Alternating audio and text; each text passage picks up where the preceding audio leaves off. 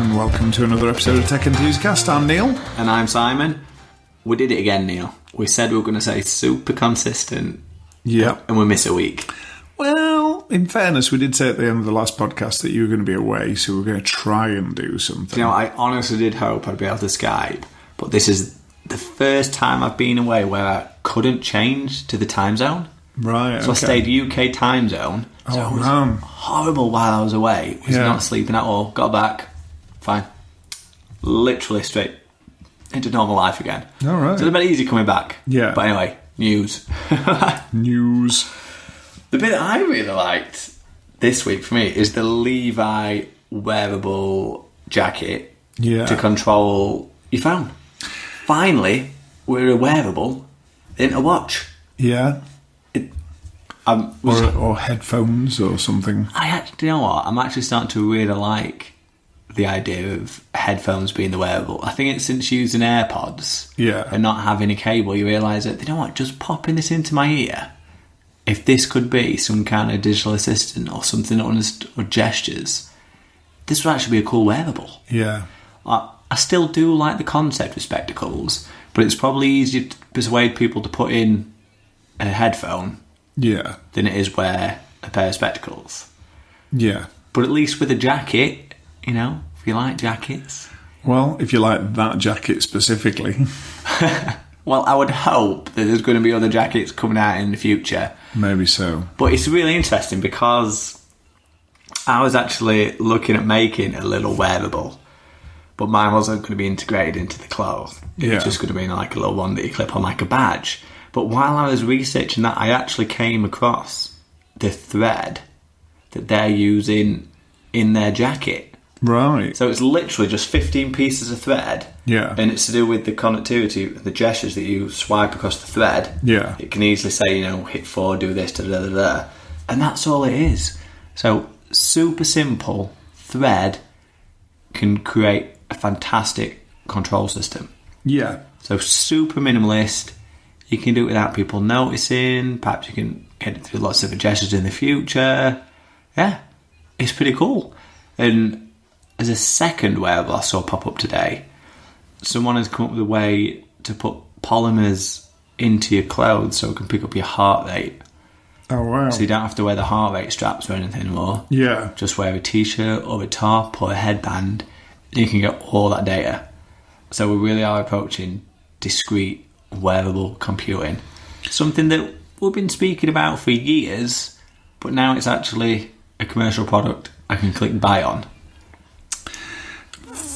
It holds no appeal for me in the fact that it's a jacket. And I haven't worn a jacket for over 20 years. But do you find the idea of it being in your clothes I do. an interesting? Because, for example, might be on your pocket, on your pants. Because obviously on your t-shirt it'd be a bit weird if you kept on touching your chest every few seconds. Cause at least with a sleeve, it's a bit more discreet, just going tap my chest, swipe down, swipe across. Yeah. So I think that's why they chose the jacket. Yeah. Because the discreetness of it. Yeah. No, it's definitely a cool idea, and it'd be really cool to see it in action. I feel like I'm in Back to the Future. It's a self-drying jacket. Yeah. Did it also fit you as well when you put it on? Yeah, I think it did. The straps went round, didn't they? Or was that just the laces? I remember, because I could see when that film came out, that the sleeves reminded me of, do you know on your Hoover, when you've got the flexible bit on your Hoover? I feel it was just that. Yeah. I found a big one and stuck it on a jacket. That probably wasn't the best looking computer wearable out there. But I'd still love the mag shoes, you know, the self-lacing Nikes, but they are so expensive. Well, they hold no appeal to me. I don't think they look very nice, but I'm not a big fan of Nike shoes. Yeah, well, if you collect Call me controversial. Everyone's got to love a pair of Nike if you're collecting shoes, then. Yeah. There you go. But yeah, it's definitely a cool project. And I thought it was bizarre that when the article I was reading said it come with an accompanying Android app, not iOS. I imagine that's because it signals over Bluetooth to do things within the OS. Oh, that Apple won't let you do. No, so maybe Apple you could do media controls like play, pause, track. Yeah. But beyond that, not a lot. Not a lot you can do. Yeah. So I think that's why they went Android for sure. That makes sense. Yeah. It's like using a Pebble on iOS. It's pretty much pointless. Oh, that company don't even exist anymore, Neil. Well, no. But their products do. True. Out there in the wild still, I suppose. Fair enough. Okay. Other stuff in the news. I saw a very interesting phone case for an iPhone. They are the eye. It's a Kickstarter project, which is, I checked to see how it was doing. Yeah. And I think it was day one today, and it's basically pretty much funded. They were asking for 95 grand. It was up to 84 when I looked. 95 grand to make that? Yeah. You can make that in 95 grand? That's what they were asking. If they've got a prototype. This is Kickstarter. I'm guessing, yeah. This is Kickstarter. Well, in the video, there was a working prototype, but I'm wondering whether it's one of those things where it's like, yeah, basically we've got it done. We know what we're doing. It's all basically made. This is essentially using Kickstarter as a pre-order kind of facility. So, did it have its own SIM card? Yes, it could. It was dual SIM. It could take 2 SIM cards. So you could have 3 SIMs. Yeah. In one phone. We've not described what it is yet. Oh, okay. It's an iPhone case, but the iPhone case actually has an Android phone running inside the case. So the back of the case is the screen of the Android. So on one side you've got an iPhone screen, and on the other side you've got an Android screen. It was saying that it shares the microphone, the speakers, and the camera. But everything else was standalone Android. Yeah. So it must have some kind of data connection. So... Unless it's Bluetooth. Is it sending everything over, like, AirPlay, Apple TV sort of protocol? Possibly. But does that open up microphone? How are they doing that? I don't know. It's not very explicit in the Kickstarter video, obviously. But yeah... It's an interesting idea. Definitely interesting if you could flick between the two. Yeah. Because if you flicked Android, then it stayed in Android till you turn Android off. You could do that with just physical cabling. Yeah. That is interesting. The thing that if this was something that I would have been interested in, I would have wanted it to be essentially, and maybe it's completely impossible, but I would have wanted it literally just to be, okay, this is essentially the same phone but in Android mode. So the contacts copy across. So you can, and things like that. So it's essentially, am I using this phone in Android mode or in iPhone mode? So what, it'd just be one screen rather than 2 screens? So I ain't got a problem with the 2 screens thing, but it'd just be... but if you're using Google Contacts to sync your contacts, wouldn't they stay consistent anyway? True, yeah. Because iOS is a funny beast, really, because if you speak to the majority of people with iOS, they use all Google services. Yeah. So you end up using an iPhone to control Gmail. Yeah. Perhaps Google Photos... Google Docs, and before you know it, you're even using Google Search, to be honest, aren't you? Yeah, and there's a good chance you're using Gboard. Yeah, especially if you like slapping the image. Yeah, because that was actually why Neil switched to Android. Yeah, because he said I got to a point where I used all Google services and thought, why not use a Google phone? Yeah. But it's an interesting idea, and it looks like it's definitely going to get funded. That doesn't necessarily mean that people are going to get them. But well, I always like to add at least 12 months to whenever the delivery date is. Yeah. Although Sean, back to drone. Yeah. It's a really cool drone. I can't remember the name of the project, but basically it's made out of a styrofoam-like material, so when you plough it into the wall... Oh, right. You just clip it all back together. Nice. It's a kit for drone for kids. Yeah. And I was like, that's not going to ship. Ever. I was like, yeah, that's not coming out. But she checked the Kickstarter dates. It's shipping. Oh, nice. She's just in the second wave, and it actually shipped pretty much when they said it was going to ship. Wow. Yeah, that's which impressive. is impressive for Kickstarter. Definitely. In fact, she backed another project as well. I don't know whether that one's coming out. I'll have to ask her. But I've been looking at little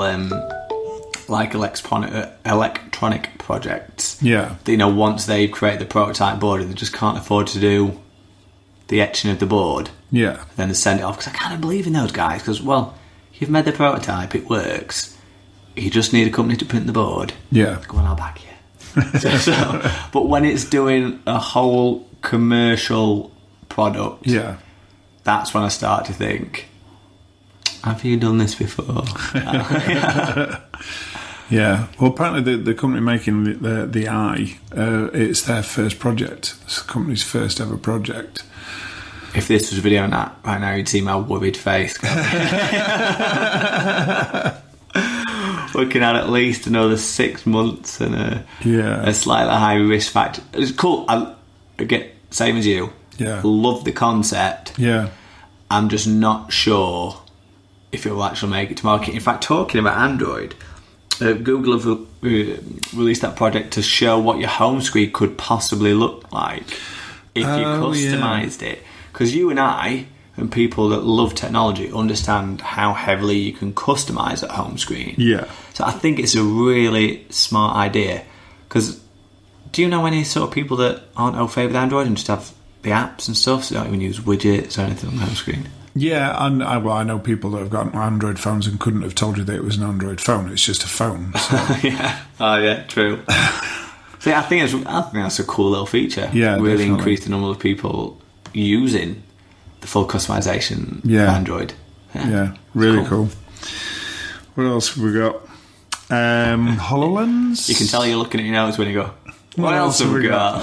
Let's have a look. Let's not leave silence. We're trying to be professional, but it actually makes us look less professional as we check notes.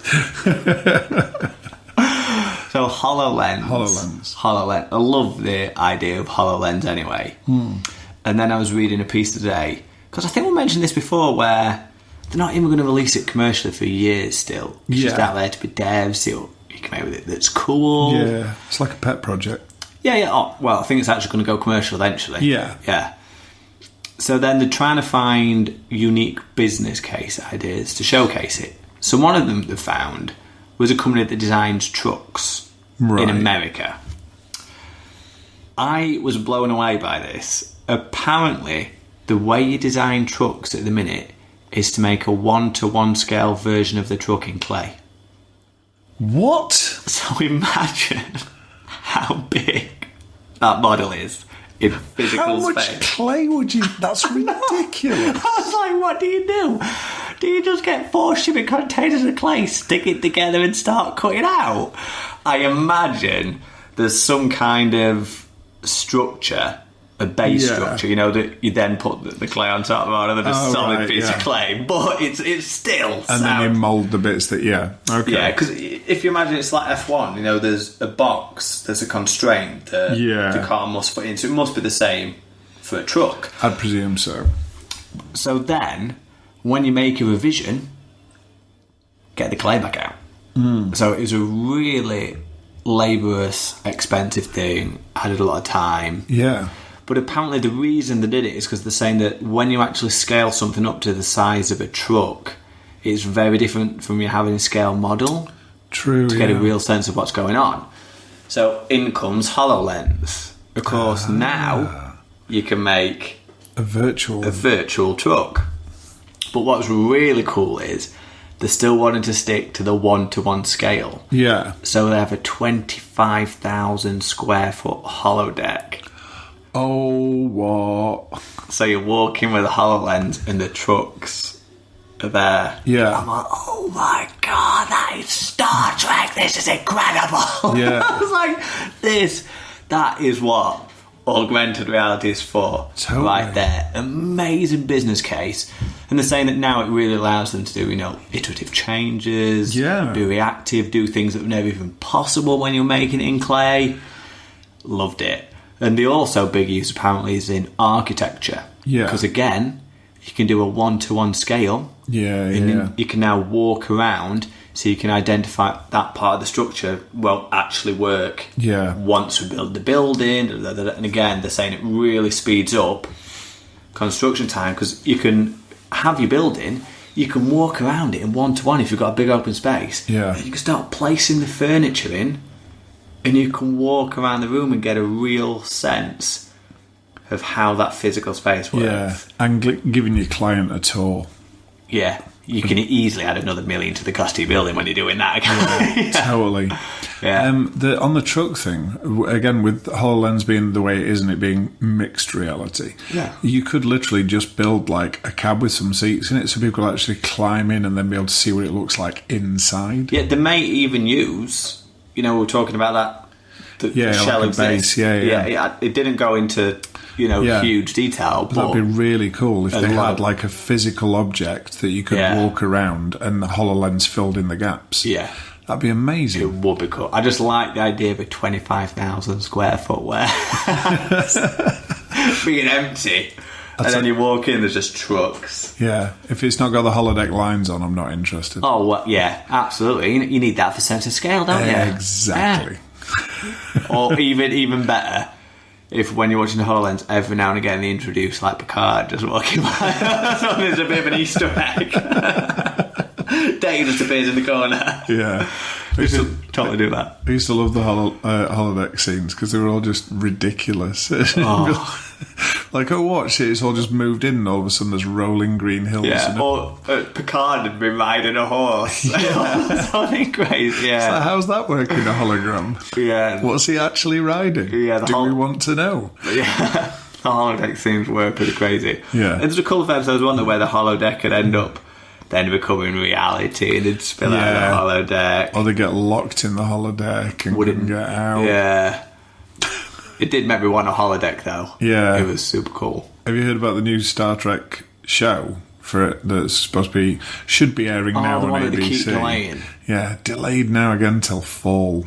Really? Yeah. What, can they not get the CGI effect on it or something? What's going on? Totally off book at this point. But no, apparently the original showrunner left. Right.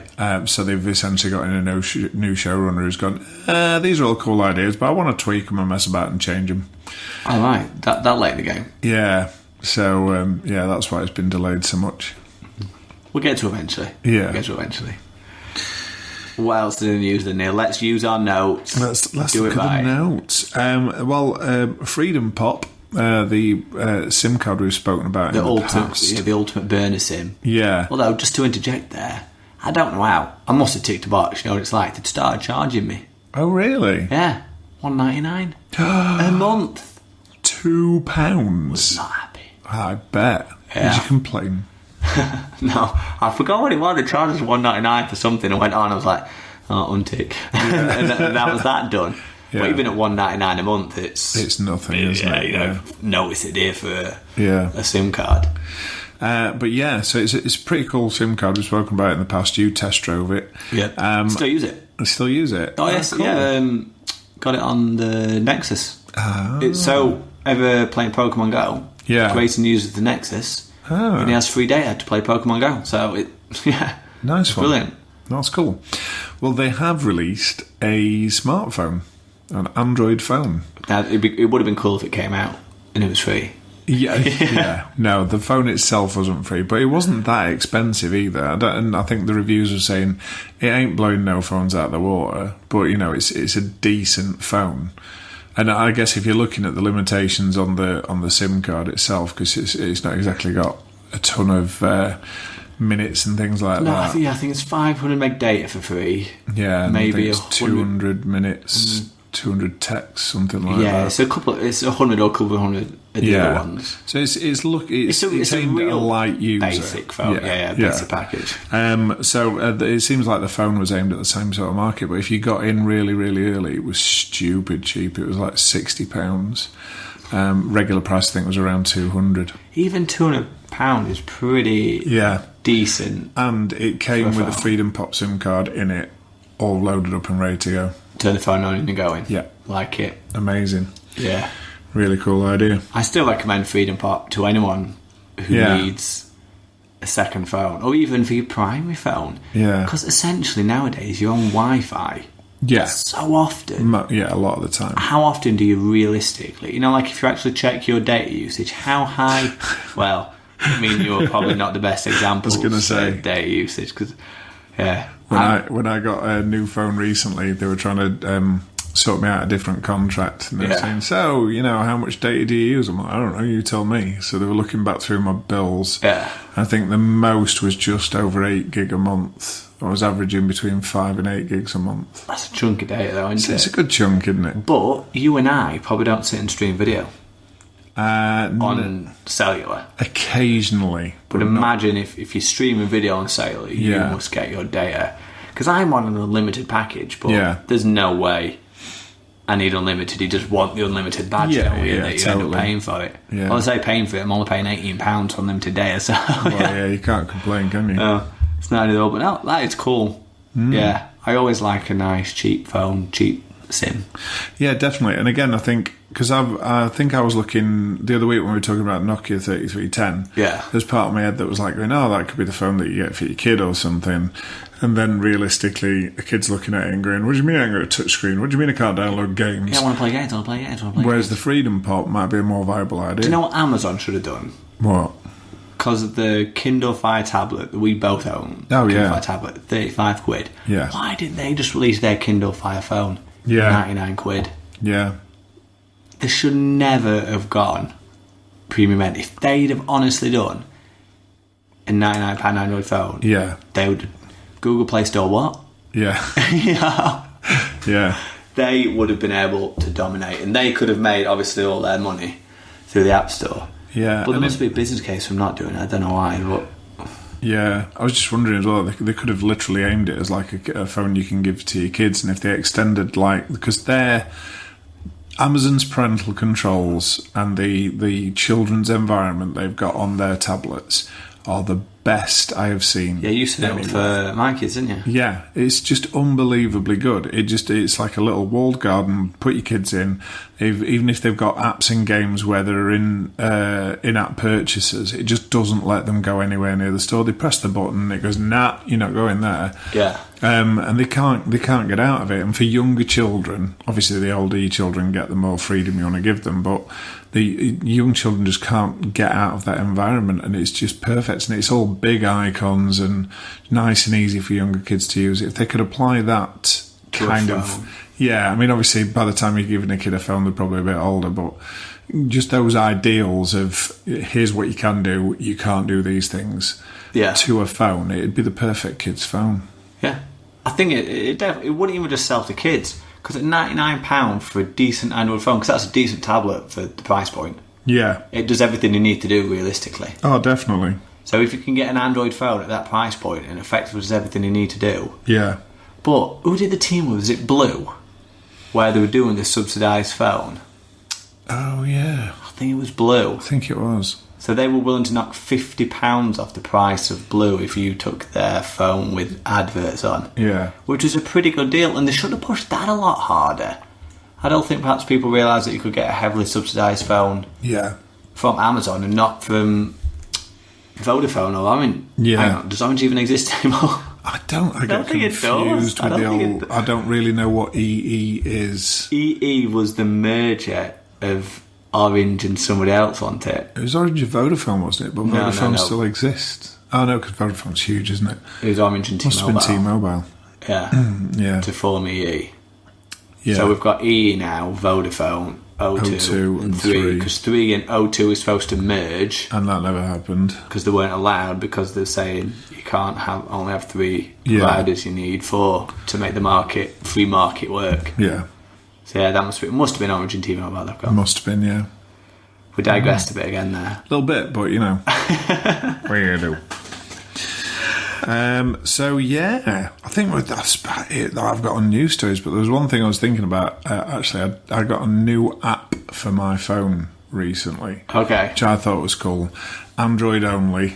That's a rarity. Well, hang on a minute. Is it tweaking app or something? Well, yeah, you're going to get exactly why it's Android only. Okay. There were a few different versions of the same app basically on the App Store, but the one I got is called Parallel Spaces. It was free. It's ad supported, but it allows you to open a mirrored version of an existing app on your phone Right. So you can have two versions of the app running. The advantage to that being you could have, if you've got an app that doesn't allow different user accounts or multiple user accounts. Two Facebook accounts. Yeah. Two Messenger accounts. Exactly. Oh, okay, right. Yeah. Because the only way we realistically do that on iOS is to go the highly suspect third-party app route, which you don't really want to trust here. No. But it's a really cool way of me having really sadly. Is this a game that you're playing? Yeah, it is. Yeah. I've got a main and an alt now.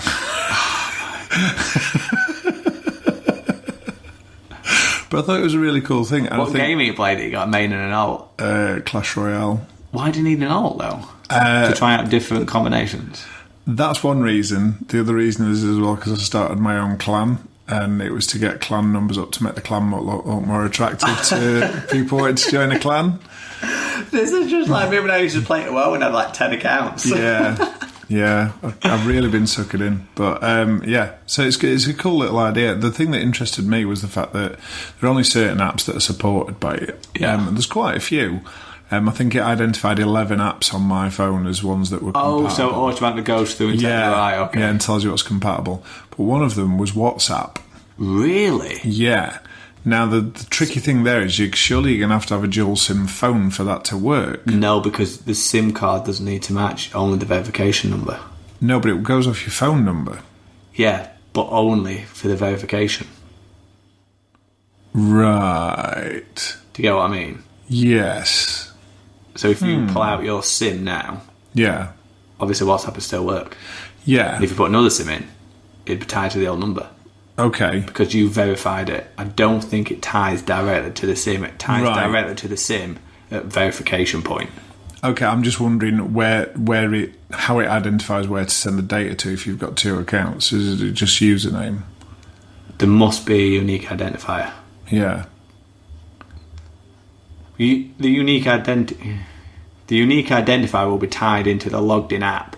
Like, so let's say the unique identifier for your SIM 1 is number 1, then the SIM 2 is number 2. So then they get tied to the instance of the app. So the first time you open the app, if you verify, then that instance of the app will get verification ID 1, and then pop in the other SIM card. Well, in fact, you wouldn't need another phone. You could then verify the second app, the SIM 2's phone number, but you wouldn't need the SIMs in. Yeah. Did I explain that well? I'm with you. Yeah. I followed, just. Yeah. It's because it works like that, because then WhatsApp works on the web and other devices, and obviously they don't have the SIM card in. No. But I was thinking it was going to use using the phone number as like the identifier, basically. As saying this is where this is going because it's tied to this phone number. It doesn't use the phone number. The phone number is just for unique account identification and verification on the initial instance. Right. Which sounds very complicated when you say it like that. Doesn't it just? But have you changed your number since you had WhatsApp? No. I see, because we don't change our numbers very often, do we? No. But if you do change your number, it can still be tied to the old numbers. I think you have to re-verify. Right, and switch it over. I think that's how it works, because I've never gone through it myself, because I've had this number now for...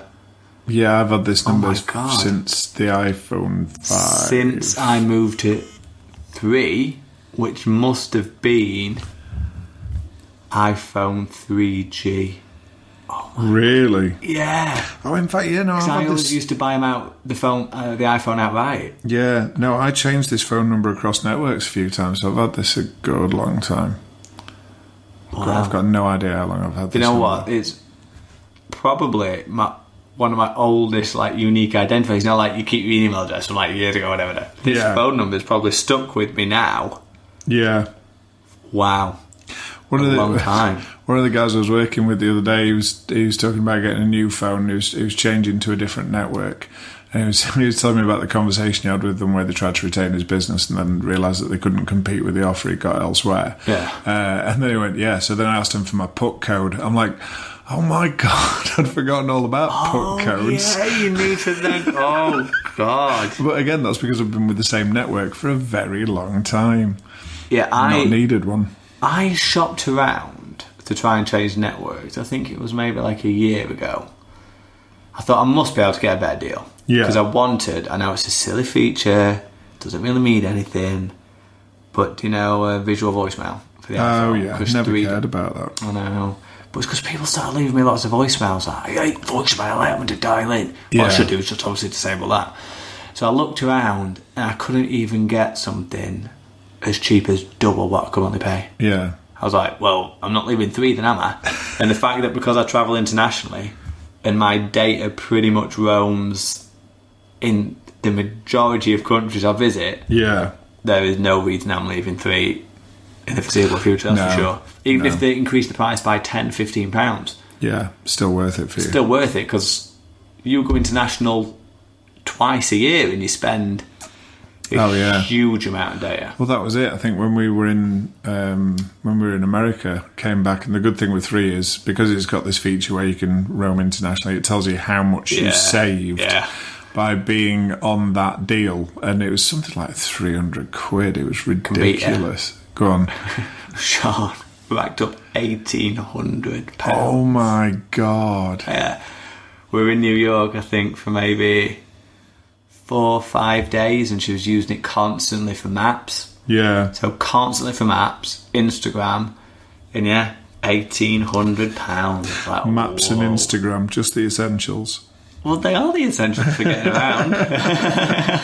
Well, you don't necessarily super need maps. Well, you don't really in New York, to be honest. No, it's pretty simple. It's pretty easy to get around. It's a grid. As long as you know exactly where you need to go, it's not rocket science, is it? No. But my favourite piece of news, because I didn't really get a chance to read much news in the past week, but it was the book Where's Wally? Or for our American listeners, Where's Waldo? Oh, of course, yeah, different name. I know. Apparently, since its inception, there's only been 7 books. No way. Seriously. So, I assumed a new one came out every year, didn't you? I was going to say, because there's all sorts of, like, there's puzzles and all sorts of other 7 official Where's Wally's titles, but it's decreased size by 80% since the first book. 80? So in the first book, his average size was 1 square centimetre. Right. Can you imagine how big it would be? There's 1 square centimetre on a page. I'm like, how was this a challenge? Yeah. How? But then again, when you used to get Where's Wally from the library, it wasn't a challenge because some person had always circled him in bio. Said, Wally's here, Wally's here. So I wonder what whether it'd be interesting to see whether the population density of each picture has changed. I can tell you that. Oh, wow. Of course you can. Yeah. So when they first started printing it, the limitations on printing technology meant the population density 1 Wally to 250 people. Okay. So the book size has stayed relatively consistent over the years. We're now at a density, I believe, of 1 in 850. What? And that is why he's had to, because he's now down to 0.2 square centimetres. Blimey heck. So he is far smaller, but now, I obviously hadn't played Where's Wally in a long time, don't know if you have, but now apparently he's got a dog. What? And a bunch of friends. So not only do you find Wally... Oh, so there's more than one challenge per picture. So there's more than one challenge per picture. So I assume the dog, unless it's a monstrous dog, must be minuscule to try and find that. Maybe I'm misremembering, but I feel like in the previous books there was always like find Wally, and then there was like secondary things like find 7 red balloons. Because there was always crazy things going on in the picture, and that's where the real talent was in the book, wasn't it? Just how much they could cram into one page. Yeah. But the reason it came up in my reading is because, as ever, someone used machine learning to find out the optimum search pattern to find Wally on the page. Because they never used to put him in the corners, obviously. No. Because that's where your eyes go to. Yeah. But where's Wally? 80% smaller than... Everything's getting smaller, Neil. Yeah. Although, talking about things getting smaller, went to buy a Snickers. Oh, they're tiny. Right? Obviously... I can't see, can I? No. So I got Grayson to pass me a Snickers. Yeah. And it says, how do you spell it? So I had to spell it out for him. Yeah. Because this is how long it's been since I've had a Snickers. Pass me, I went, that's like a Milky Way. I was like, try again. That's like the misnamed fun-size Snickers. Yeah, that's not proper Ain't Snickers. nothing fun about Pull it. that back. Yeah. Oh my God, yeah. That has shrunk to nothing. They really have. I noticed this the other day, not so long back myself, because where I work, there's like a little tuck shop kind of thing, and so they buy multi-packs. You know, you can get like 4 Snickers for £1. Yeah. So they buy those and they populate it with that. Yeah. And then I'm like, these multi-pack ones, they must rob you, because these are tiny Snickers. I'm sure normal regular size Snickers are bigger than this. Than multi-pack. And then you go in the shop and you're like, no, they're all just really tiny chocolate bars now. Do you think a cabbage cream egg used to be bigger? Or do you not eat many cream eggs? I don't eat many cream eggs. I don't eat many cream eggs. I do like a cream egg. Talking about food, good, it's the food blog now. But while I was away, because it was America, I was in like the cafeteria, and I'd already eaten, to be honest. And so, do you want anything? I'll go and then I'll have like a cookie or something. Yeah. So of course, when you say cookie, went over. I was imagining like one cookie. Yeah. This is the cafeteria. It was a packet of cookies. So like a whole bag of biscuits. I'm like, what? I was like, no, I can't eat that much. I'll put them back. So I put them back. She went, oh, there's brownies. Would you like a brownie? I went, okay, I'll have a brownie. So again, obviously, because I can't see it, she just read out, a few brownies. Went, go on then, I'll have a blondie. So I went down, we sat at like the table together, and she passed me a brownie. I was like, that's one brownie. That's like half a pan of brownie. It was honestly absolutely enormous. I was like, yeah. It's like an entire tray bake. Yeah, pretty much. It was like half a tray bake. Because when I make chocolate concrete, I would say a third of that pan for one brownie. That's crazy. Yeah, it's a lot of brownie. That's like a plate. Well, it was technically a blondie. But I ate it. You got to thought it's rude, isn't it, if someone's bought you something. Depends what culture you're in. It's America, so you've got to eat big. Well, yeah. Everything's an eating challenge. I would have brought shame upon myself if I couldn't eat a brownie. And the entire United Kingdom. Exactly. Like, those Brits can't eat a brownie. That's it, we're never going there again. But even getting a cup of tea. Yeah. Which obviously they don't do tea right anyway. But anyway, it's like, do you want a tea? I was like, okay. He was like, I'm pretty sure like the smallest one they were handing me was 16 ounces. 16 ounces of tea? Yeah, 16 ounces of tea. So 16 ounces over here is what, like a venti... No, hang on, don't venti mean 20. So, yeah, I think venti means 20. But anyway, it was really, really big. Yeah. So yeah, I was minding just how much bigger. I like a big mug of tea, but 16 ounces seems like a lot. Although, what's my travel mug hold? Alexa, convert 16 fluid ounces to millilitres. 16 imperial fluid ounces is 454.61 millilitres. So yeah. Oh, that's not that bad then. Well, that cup of tea that you just drank there is 300. Yeah. So it's 50% bigger than that. Yeah. Well, I mean, 330 is a can of Coke. 500's a... Now, is that a British can of Coke or an American can of Coke? Because I've had an American can of Coke. British can of Coke. I don't know what an American can of Coke's like, but... it's got a little bigger. Guaranteed. Yeah, and 500's a can of beer. So, yeah, it's not that much really then. Well, it's not like I was having the big one, though. No. Well, yeah, that's a good point. But yeah, actually thinking about it, I think my travel mug is 16 ounces. So it's not that much. But this is me and you, so you probably got that for, like, imported from America or something. I might have researched for several weeks before picking which travel mug I wanted. I didn't pick up a £2 one from a petrol station. It's a difficult decision getting the right travel mug. It is a very difficult decision. Because I've got the not a travel mug, but one to put on my desk that uses micro suction. Oh yeah, I've seen those. Yeah, that's cool. So you can't knock it over. Yeah, I do like a device for micro suction. Well. Moving on. My travel mug, I'm actually on. I lost the travel mug I had, so I just rebought the same one again because I was like, oh, I really. Because you got the really cool one to let everybody know. Yeah. seals unless you press a button to release. There's a button to release the seal so you can actually drink from it.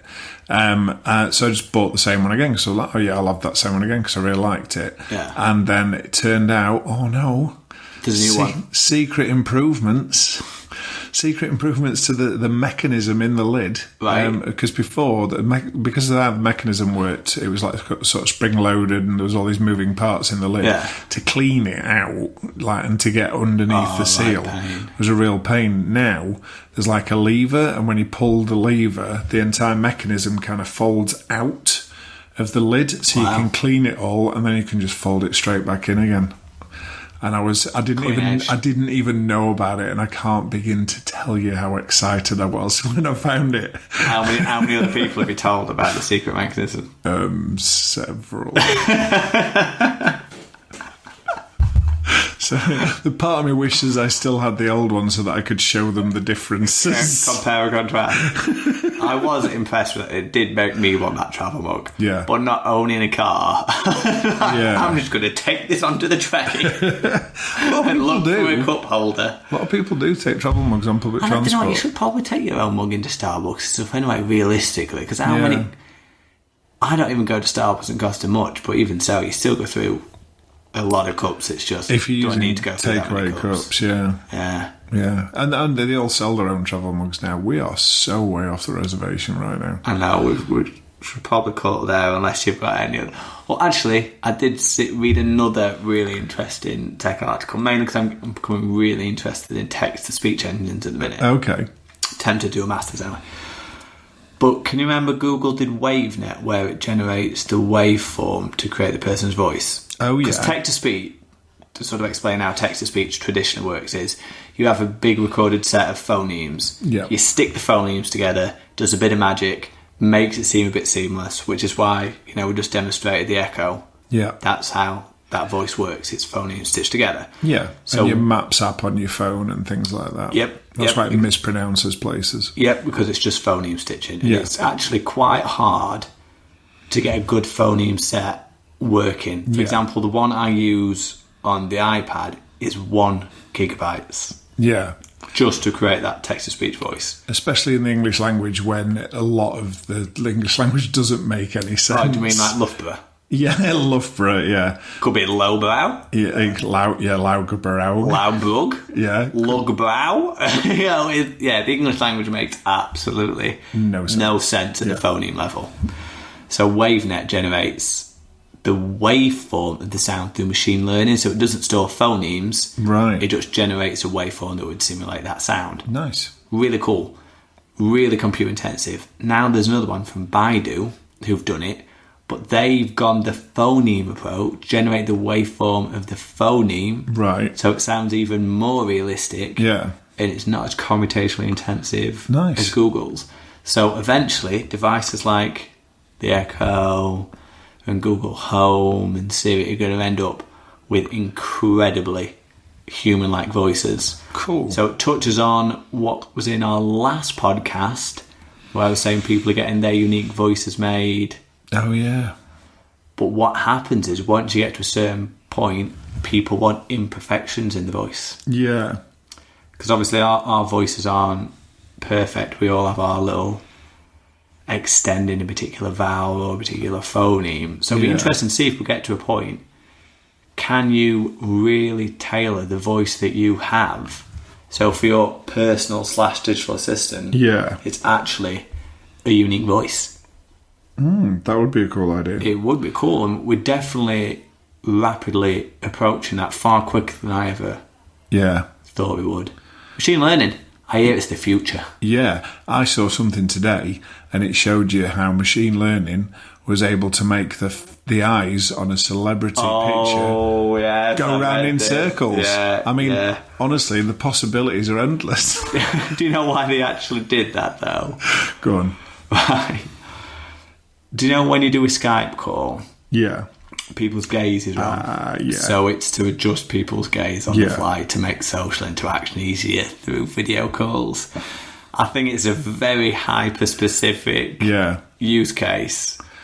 There was an app I had to play around with not so long back that used machine learning to put a smile on a picture of a face where there wasn't one. But the thing that really weirded me out about it is, so I took a photo of my own face, not smiling. Yeah. And then I used the app, and it obviously it does it all in the cloud and brings it back, so you see it swirling around. It sends a photo back. It done like little things, like it made like your eyes go slightly smaller. Yeah. So because you're smiling, your eyes your bottom eyelids are pushed up a little bit, so it makes your eyes a little bit smaller.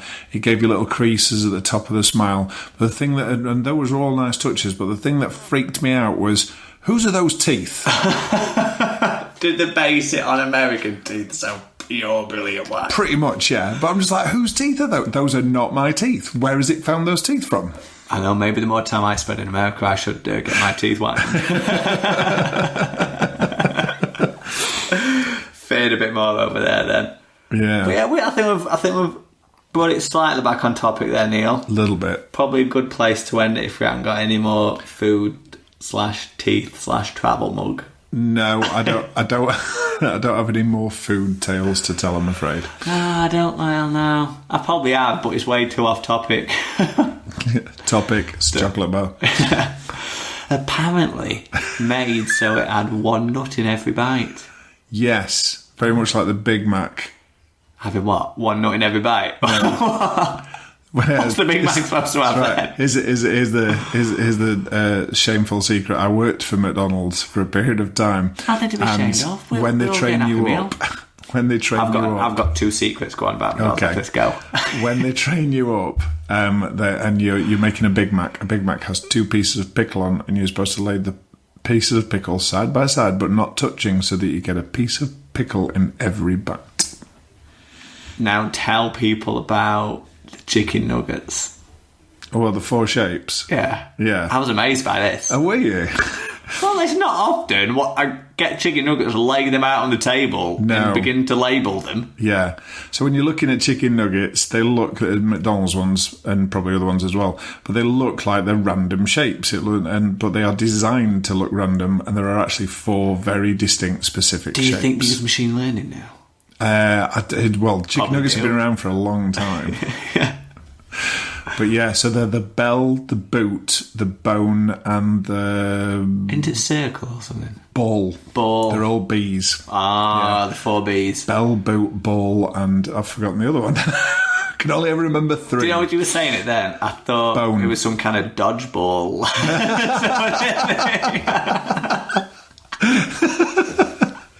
Dodge that. That's what I thought you were doing. No. Those are the shapes: the bell, ball, bone. Well, okay. Boot. This one, Sean was blown away by. Really? When are we talking here? When did this knowledge get dropped? A few weeks ago. Oh, right. Really recent. You might know it. The Happy Meal box as a tearaway section to turn into a tray. That's new. And how new is that? That's fairly new, in the last year. And do you know why? Right. The reason I noticed this, because I don't often take my kids to McDonald's, but I noticed this only a few weeks back myself. Okay. And the reason I noticed it so much is because I've been doing that for years for my kids. When I buy them a Happy Meal, I just rip the top section of the box off, leaving a slight, like an inch on the box and the base, and use it as a tray for the kids. And I've always done that. My oldest kid's 10, so I've been doing it for donkey's years. And then we took them last week, and they got Happy Meals. So I'm like, oh my God, I should have patented this idea. I know, Sean only noticed a couple of weeks ago. It was when the Batman toy came in. Yeah. So it was that's not long ago, is it? I think they're still doing the Batman toys. Yeah. But Sean did it, right? So we sat at the table and she did it. And then she was looking around because she really wanted to let anybody else know. This is what you do with the Happy Meal box. Yeah. But like I say, it's so weird. I've been doing that for years, just off my own. I don't even know why I did it the first time. I think it was literally just recognising that my kids were too little to put their hand all the way over the top of the box. Yeah, you used to get everything out, didn't you? Put it on the tray on the table or whatever. Yeah, I've always, from the first time I bought my kid a Happy Meal, that's what I did. And I don't know why I did it. It just occurred to me. Yeah. And now they're copying me. You should have got that idea. Totally. Can you imagine if you got 0.1p, Neil? right now, you've been knee deep in the 4Bs. Don't I want to pick up some nuggets on the way home now. I think we've talked as long about food as we did about tech. But that is a technological advancement. It definitely is. Yeah. Okay. Impressive stuff.